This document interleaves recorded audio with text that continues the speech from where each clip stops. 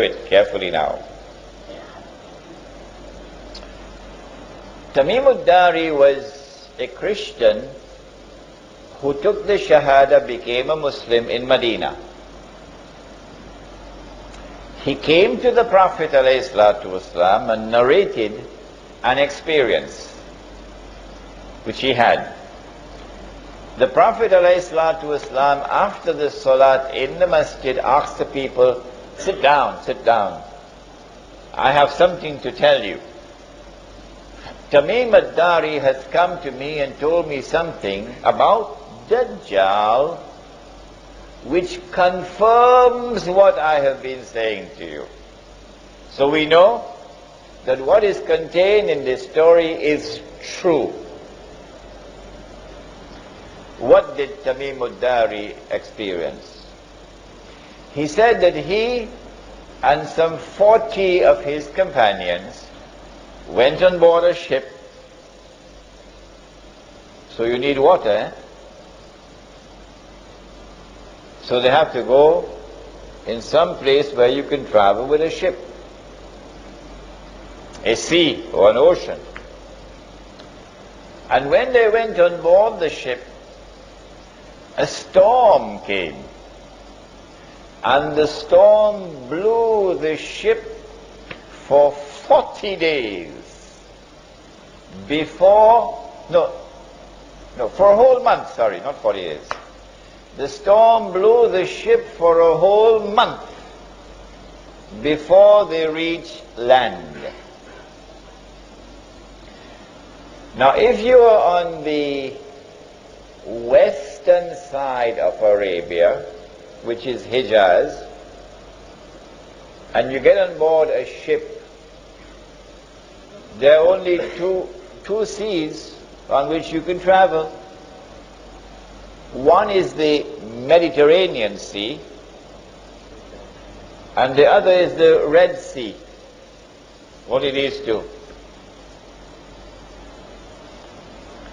But it seems very much unlikely, in fact impossible, for a ship to be on the Red Sea and for a storm to be blowing and that ship did not touch land for a whole month, because the Red Sea is very narrow. And so I have chosen to eliminate the Red Sea, and I have chosen to remain with only the Mediterranean Sea. After they reached land, then they got off the ship onto a boat and they went, and it was an island. And on the island they saw a strange beast. It was very hairy, so much hair, that you could hardly distinguish the head from the tail. So this beast is concealing its identity. And the beast spoke and said that I am what? Huh?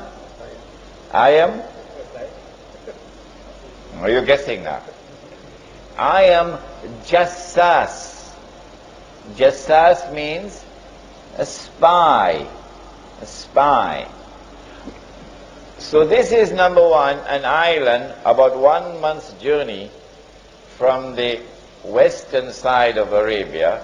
Number two, this is an island which conceals its true identity.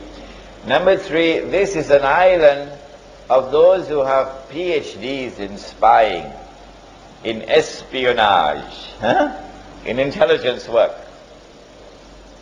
Jassas then said to them, there is someone waiting to see you over there at the monastery, Christian monastery. So this is a Christian island. When they went to the monastery, they found this young man, powerfully built, curly hair, but he was in chains. His hand chained to his neck, his legs chained. And this man started to question them. a number of questions. The Nabi al-Ummi, has he arrived in Medina? Nabi al-Ummi means, it doesn't mean the Nabi who cannot read and write. No. It means the Nabi who is not a Jew. The Nabi who is Gentile. Has he arrived in Medina? Yes, he has. Are the people accepting him? Some are accepting, some are not. This man then says, it will be to their benefit if they will follow him. A very important statement. Then he asked, the date plantations of a particular area, is the crop still coming out in abundance? They said yes. He said, I don't think it'll last for long. And then he asked, Buhayratu Tabariya, that's the Arabic name. The English name is the Sea of Galilee. The Jews call it Lake Kinneret. It is the largest sea in the Holy Land. It is from the Sea of Galilee that whole of the Holy Land gets water. The Sea of Galilee. He said, is there any water in the Sea of Galilee? They said, yes, plenty water. He said, I don't think it's going to last for long. And then he said, I am Dajjal. I am Dajjal. And when I am released, I'm going to enter every single town and city. But notice, he didn't say kampung.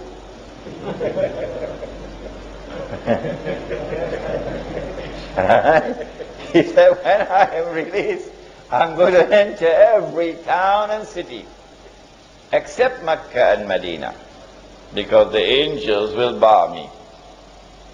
Which means at the time when Dajjal's day will be like our day, and he appears in the world as a human being, at that time he cannot enter Mecca and Medina, the angels will guard him. Now then, we now know from this hadith that when Dajjal is released and commences his mission, he will commence his mission from this island. Which island is it?